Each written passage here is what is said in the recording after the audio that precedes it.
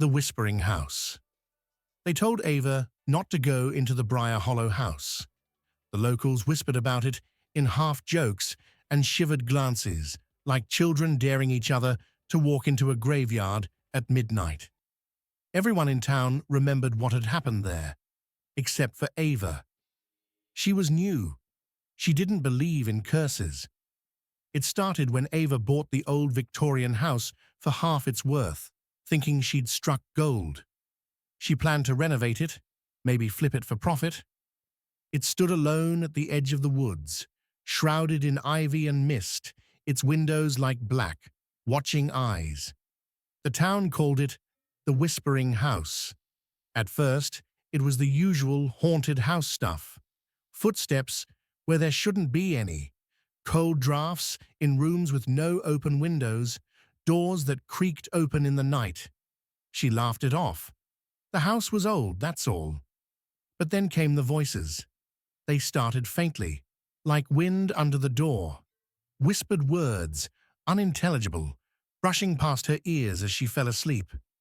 She thought it was dreams, until they spoke her name. Ava. Her eyes snapped open one night at 2:11 a.m., heart pounding. She was alone in bed, but the room felt crowded, heavy. She could feel them pressing in from the shadows. She stopped sleeping in the bedroom. She started recording the house at night. Just her phone. Basic audio. The first few nights, it picked up creaks and thuds. Then came the recordings of voices. Dozens of them.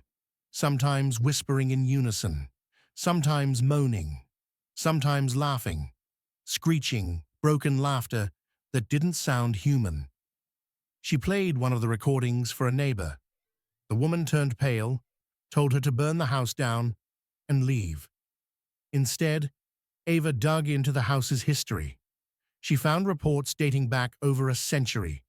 Disappearances, murders, a man who axed his family to death in the parlor, a child who drowned in the clawfoot tub, except no water was found in her lungs, and the man who built the house, Elijah Briar, a medium who went mad and bricked himself into the basement, chanting in a forgotten tongue. No one had lived there more than a month since. Ava still didn't leave. One night, she heard something new, not a whisper. A voice, a child's voice, clear and sweet. "Come play with me." She followed it, barefoot, down the creaking stairs. It led her into the hallway, toward a door that hadn't been there before. Ava opened it. Behind it was a narrow staircase spiraling downward into the dark. A wet, earthy smell hit her, like something had been rotting for years. She descended slowly, flashlight in hand.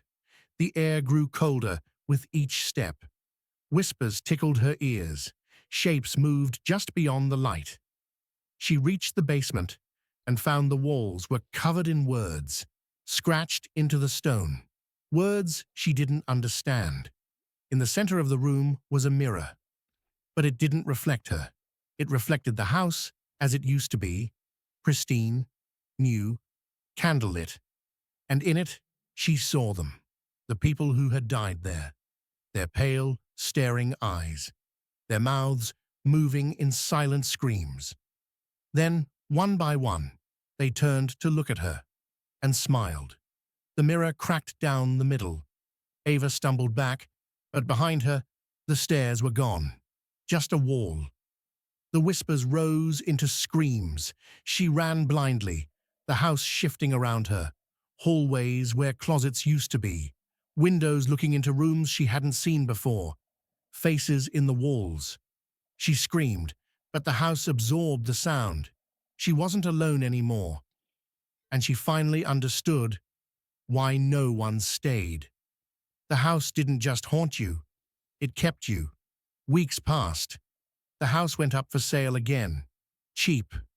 A perfect fixer-upper for someone who didn't believe in ghosts. A young couple came to look at it. The agent gave them a warm smile. "It's been empty a while," she said, "but it has good bones." They didn't notice the face in the second-floor window, didn't see Ava, eyes wide, mouth open in a silent plea. They never did, and when they moved in, they started hearing the whispers too.